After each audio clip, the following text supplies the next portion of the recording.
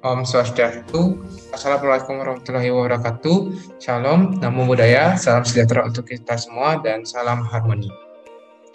Perkenalkan kembali, nama saya Iqbal Pramananda dengan NIM 191801117 dari Prodi Kedokteran Fakultas Kedokteran Universitas Pendidikan Ganesha.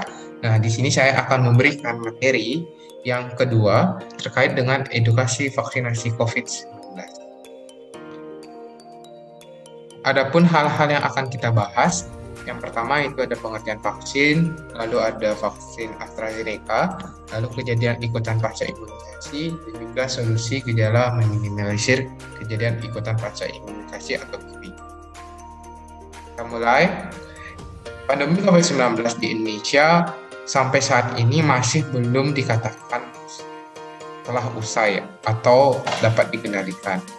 Nah, pemberian vaksin dinilai menjadi cara yang efektif untuk mengendalikan kasus COVID-19 di samping tetap menerapkan protokol kesehatan. Pemberian dari vaksin ini diharapkan dapat menjadi langkah preventif. Hal ini secara yuridis itu ditetapkan dalam Peraturan Presiden Republik Indonesia Nomor 99 Tahun 2020 tentang pengadaan vaksin dan juga pelaksanaan vaksinasi dalam rangka penanganan pandemi COVID-19. Peraturan tersebut memuat terkait dengan pengadaan dan juga pelaksanaan vaksinasi COVID-19 yang akan dilakukan untuk tahun 2020, 2021, dan juga 2020 yang meliputi pengadaan vaksin COVID-19, pelaksanaan vaksinasi COVID-19, pendanaan pengadaan vaksin COVID-19, dan pelaksanaan vaksinasi COVID-19, serta dukungan dan fasilitas kementerian, lembaga, dan juga pemerintah daerah. Kehadiran vaksin COVID-19 di Indonesia menjadi isu pro kontra di mata masyarakat.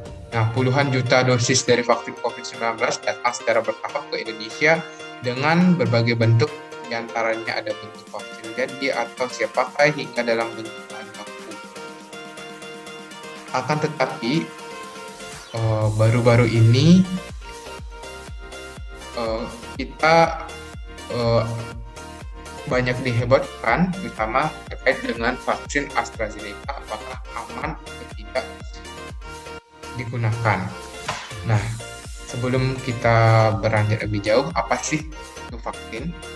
Nah, untuk vaksin sendiri, menurut Kamus Besar Bahasa Indonesia, vaksin merupakan bibit penyakit yang sudah dilemahkan dan digunakan untuk vaksinasi. Nah, vaksin menurut Kementerian Kesehatan, di mana vaksin adalah produk biologi yang berisi antigen berupa mikroorganisme ataupun bagiannya atau zat yang dihasilkan yang telah diolah sedemikian rupa sehingga aman yang apabila diberikan kepada seseorang akan menimbulkan kekebalan spesifik secara aktif terhadap penyakit tertentu.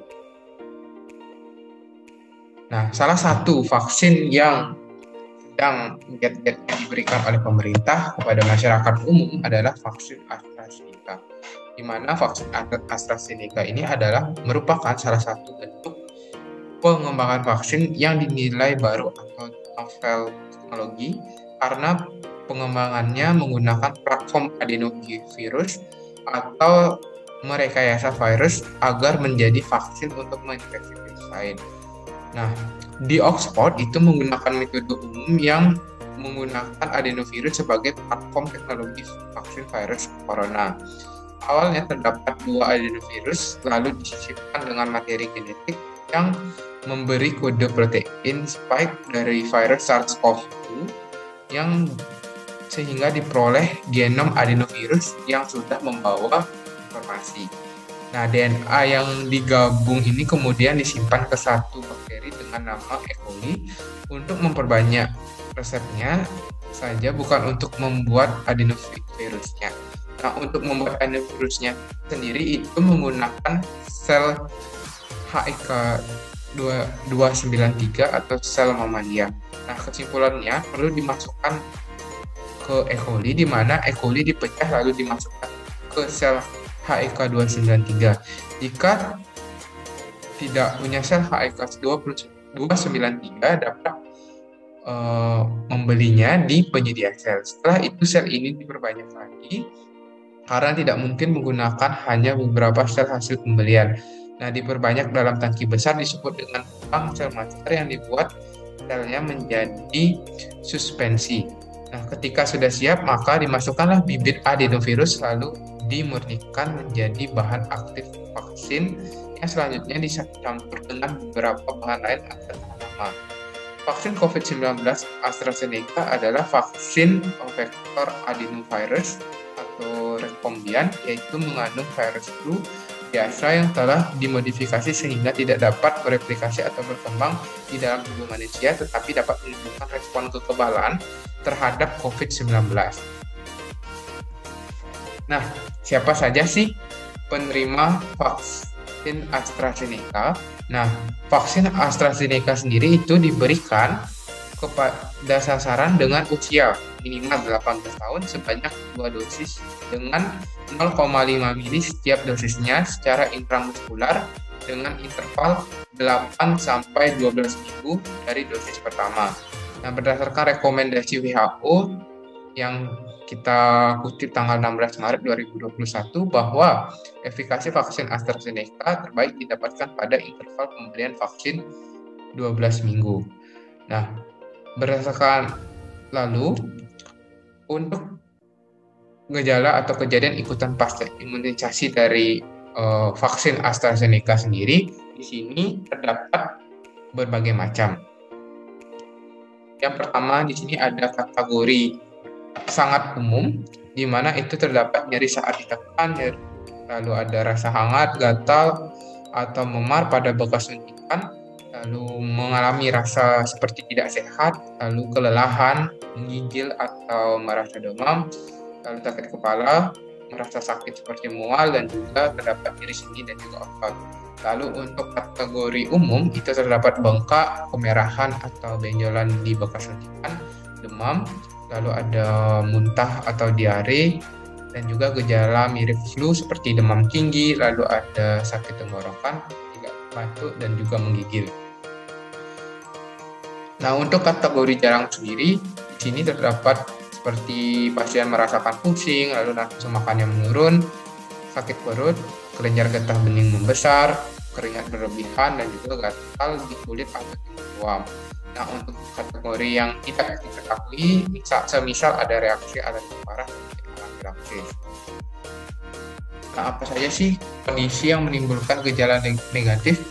Nah, di sini berdasarkan petunjuk teknis atau juknis resmi dari Kementerian Kesehatan RI tentang pelaksanaan vaksin COVID-19, ada sejumlah kelompok orang yang tidak boleh divaksin COVID-19. Nah, diantaranya adalah sebagai berikut, seperti terkonfirmasi COVID-19, ibu hamil dan menyusui, lalu mengalami gejala ISPA atau infeksi saluran pernafasan akut, seperti batuk, pilek, sesak nafas dalam 7 hari terakhir.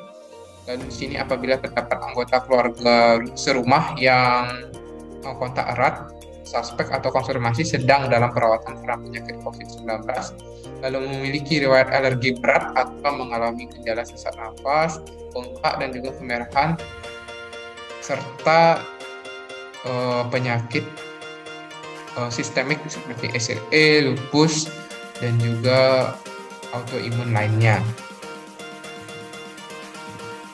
Nah, adapun solusi-solusi apabila kita mengalami atau meminimalisir gejala ikutan atau kejadian ikutan pasca imunisasi. Yang pertama di sini adalah mengkonsumsi tablet paracetamol yang diminum sesuai dengan kebutuhan. Lalu disarankan untuk menghindari obat penghilang rasa sakit seperti diclofenac.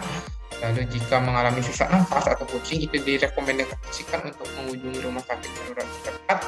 Lalu jika mengalami kelelahan dan juga kelemahan sebagai efek samping dari vaksin, maka memastikan bahwa memiliki asupan air yang cukup, lalu ada memacak suhu tubuh, menggerakkan lengan, dan juga dapat menggunakan air dingin. Di sini juga kita harapkan sebagai masyarakat kita dapat membantu program pemerintah karena vaksin itu tidak berbahaya bagi tubuh apabila memenuhi syarat-syarat yang sudah saya sebutkan tadi. Di sini juga vaksin tidak 100% dapat mencegah COVID-19, tetapi dapat meminimalisir gejala yang ditimbulkan apabila kita terkena COVID-19. Baik, adapun sumber-sumber yang saya gunakan. Sekian pemaparan saya terkait dengan edukasi terkait dengan vaksinasi COVID-19. Mohon maaf apabila terdapat salah kata. Saya ucapkan terima kasih dan saya tutup dengan Om Santi Om. Assalamualaikum warahmatullahi wabarakatuh. Shalom, salam budaya, salam sejahtera untuk kita semua dan salam harmoni.